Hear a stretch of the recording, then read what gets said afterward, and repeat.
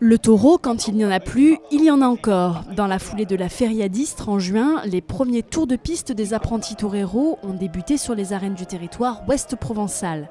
Au total cet été, 8 Becerrades voient s'affronter des Novieros dans 3 compétitions, le trophée Maltilla, le trophée Jovencito destiné aux plus jeunes dès 12 ans et pour la première fois un trophée du Centaure réservé aux Régionnéadors.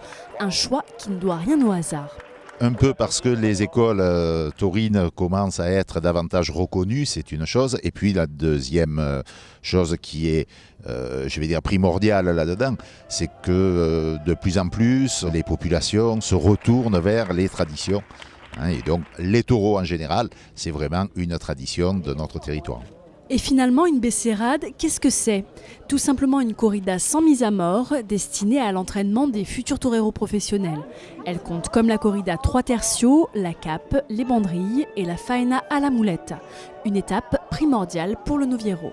C'est la confrontation non seulement avec le taureau mais avec le public, car le métier de torero est un métier artistique qui est destiné à séduire un public et donc il faut que ce public soit là pour juger et le garçon est en train d'apprendre à se comporter en public, à avoir une expression personnelle.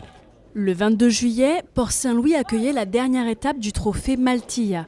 En attendant le verdict final de ces Becerrades 2013, samedi 3 août, aux arènes de Fos-sur-Mer.